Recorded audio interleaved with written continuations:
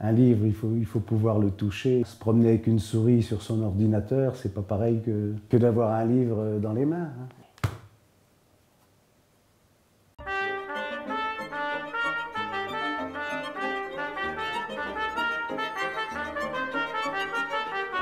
Les ficelles, c'est toujours du chanvre, parce que c'est imputrescible.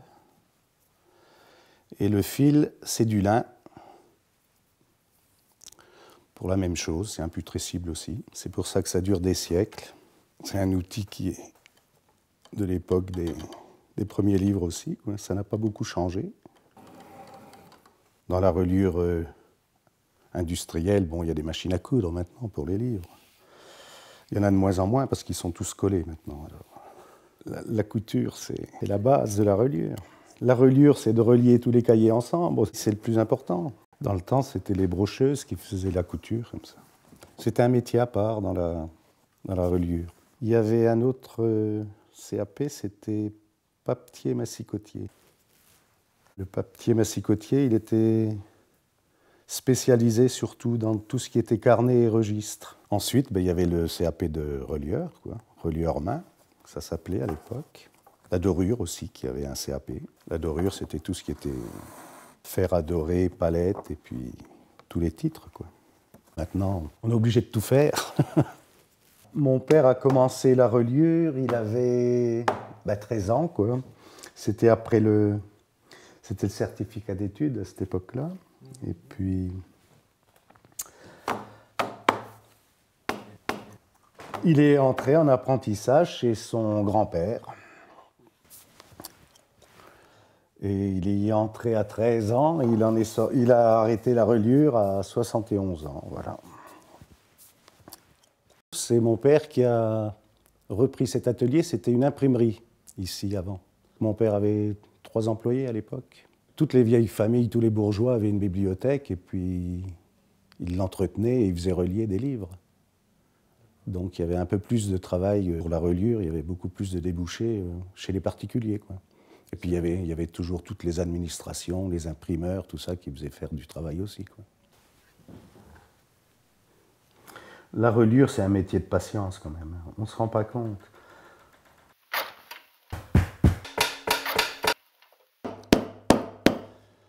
On resserre tous les cahiers qui ont été cousus ensemble.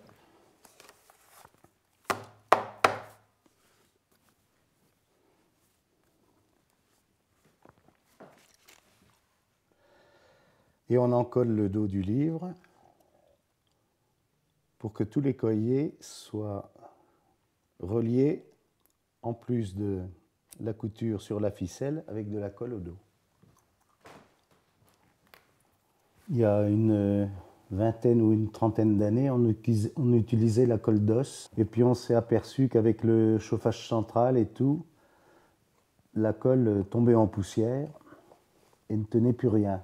Depuis, on utilise, là c'est du caoutchouc si vous voulez, hein, qui est imputrescible aussi et qui reste toujours souple. Et ça va sécher pendant 2 ou 3 heures. Là, j'arrondis le livre qui a été cousu et encollé. L'arrondissure, elle se fait avec l'épaisseur du fil pour ne pas avoir le dos plus gros que la gouttière. On l'arrondit. Là, on se sert toujours de l'épaisseur du dos pour faire les morts du livre. Ça va faire l'espace où on va mettre le carton. Alors le carton, il est toujours plus grand que le livre, hein. C'est la partie qui déborde du livre pour protéger, quand le livre est fini, pour protéger les pages.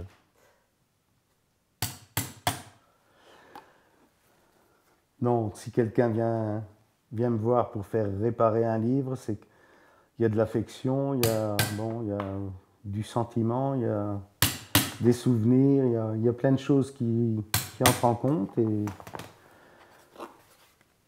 Et ensuite, les ficelles en chanvre sont passées dans les cartons. Ça fait que la couture de tous les cahiers sur les ficelles et les cartons, tout tient ensemble. Quand j'étais jeune, moi, c'était le jeudi où on ne travaillait pas. Tous mes jeudis, je les ai passés dans l'atelier de mon père. Hein. Je venais toujours l'embêter avec un pinceau, des bouts de papier, des bouts de carton, je collais. Voilà, je suis tombé dedans, quoi. Là, je recoupe les ficelles de chanvre que je fixe sur les cartons en éventail pour qu'elles ne fassent pas d'épaisseur quand on posera le cuir du livre.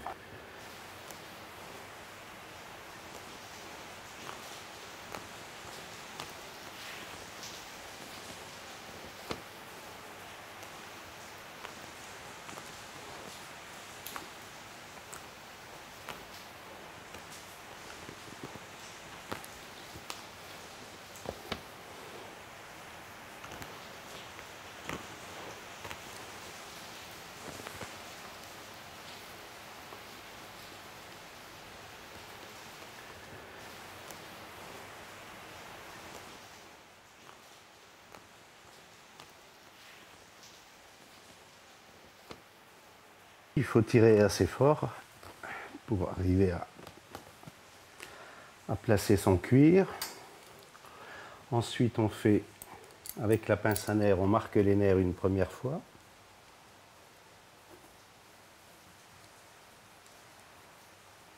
Là, c'est un dos cuir classique à 5 nerfs. Quand on a marqué les nerfs,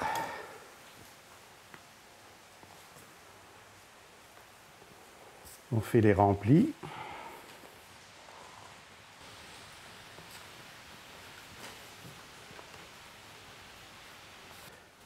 Comme on a bien tiré sur la peau pour la mettre en place, les cartons ont un peu bougé, alors on les repositionne. Ensuite, on va faire les coiffes.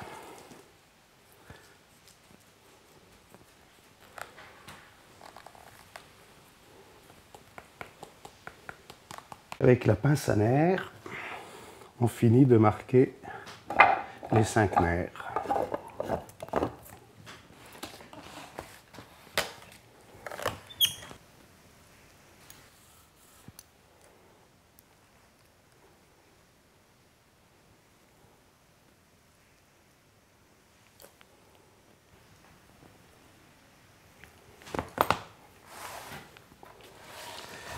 Et voilà le travail. Moi, je ne le regrette pas, mais eux ne le regrettent pas non plus.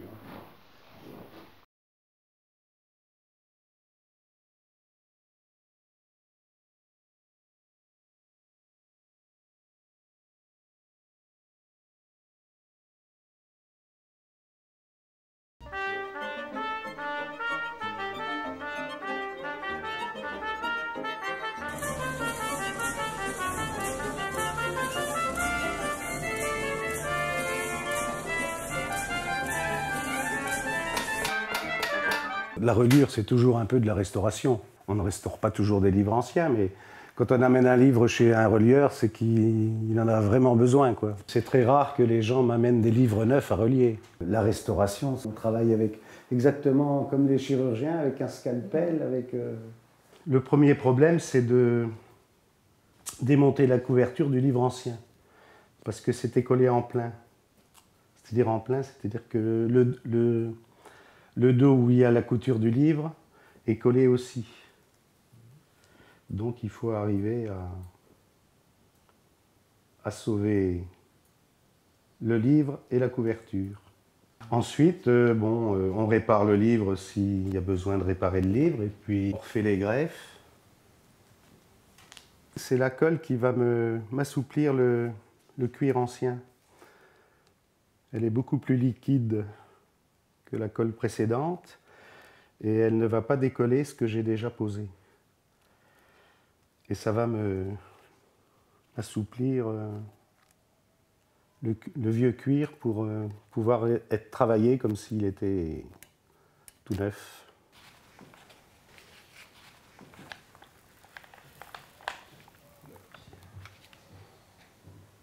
Alors là, on va remonter la couverture.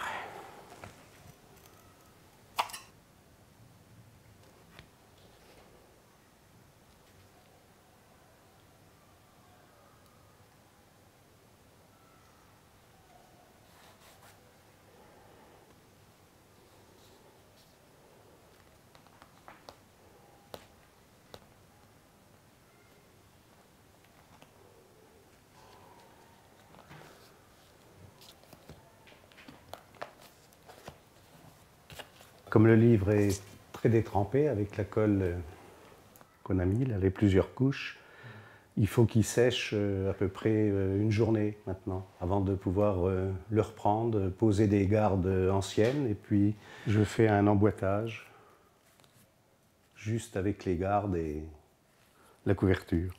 J'ai tout un tas de vieux papiers, alors j'ai trouvé des gardes 17e. Alors je commence à l'envers, exprès, pour pouvoir emboîter sur la première garde avec la couverture.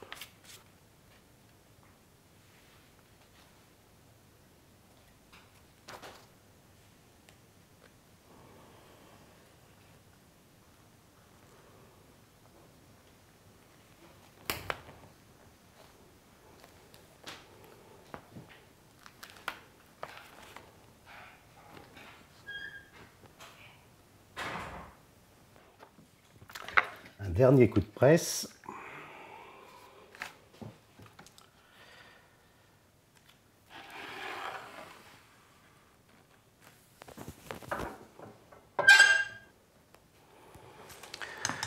Et on va le laisser sécher une petite nuit. Chaque livre qui arrive, moi j'ai toujours un problème, malgré au bout de 40 ans de reliure, il faut toujours que j'invente une chose nouvelle pour un aspect spécifique de ce que veut le client. L'écrit serait-il aussi imputrescible que les fils et la colle qui arriment les cahiers à la reliure? La qualité de la reliure ne préjuge en rien de la qualité de l'écrit et de sa capacité à franchir les siècles. Au moins lui en offre-t-elle la possibilité, sous la forme du livre.